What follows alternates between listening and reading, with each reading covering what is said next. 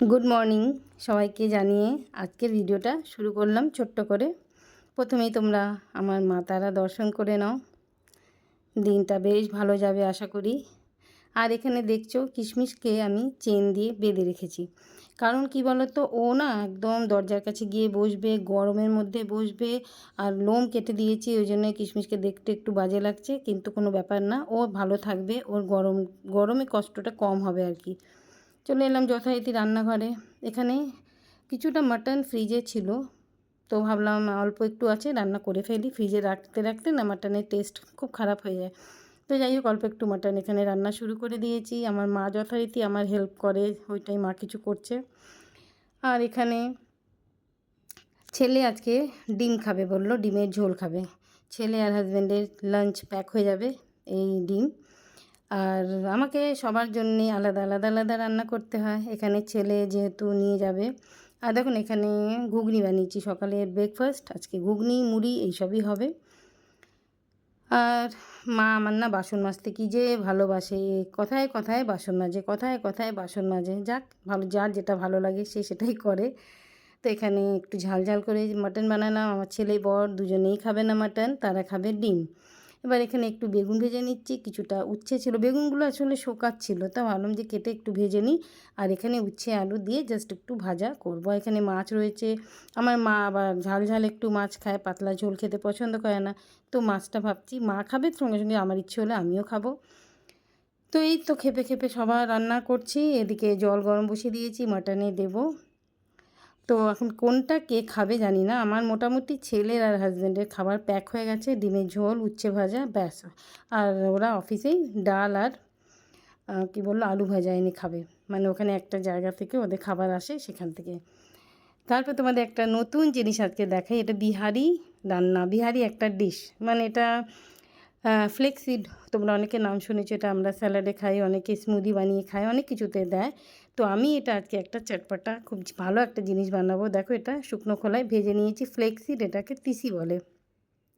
কি করব এটা ঠান্ডা হওয়ার পর তোমাদের দেখাচ্ছি, ঠিক আছে।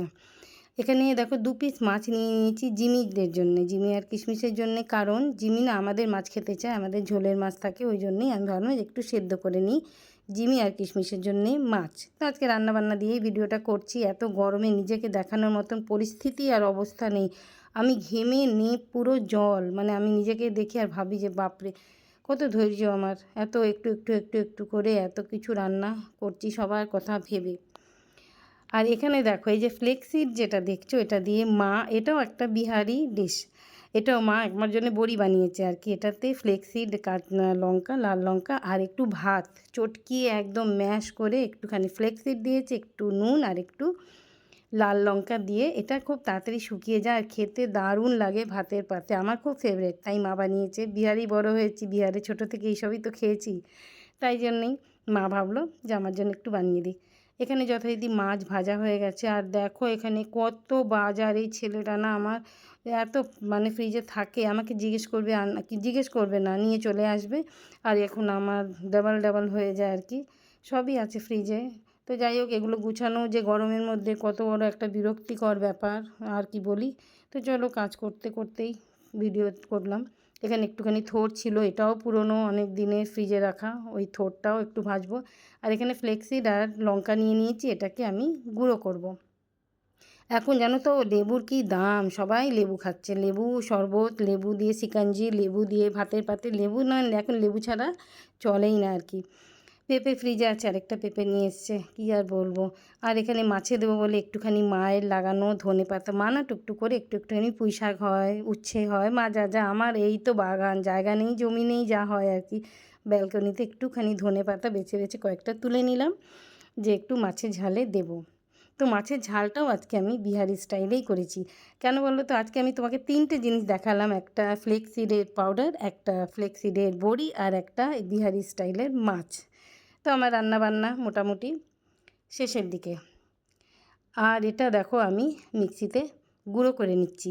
এই গুঁড়োটার মধ্যে আমি পরে নুন মিশিয়ে দেবো। আর মনে করো কখনও তোমার কিছু খেতে ইচ্ছে করছে না, ডাল ভাত আর ভাল লাগছে না, মাছ টাছ ভাল লাগছে না, তখন গরম ভাতে এই একটু ফ্লেক্সিড পাউডার, একটু সর্ষের তেল, কাঁচা পেঁয়াজ, কাঁচা লঙ্কা দিয়ে মেখে খাবে, মানে মুখে স্বাদ ফিরবে আর এত টেস্টি, এত ভালো লাগবে তোমাদের আমি বলে বোঝাতে পারবো না। আমার খুব ভালো লাগে, তোমাদের কেমন লাগবে জানি না।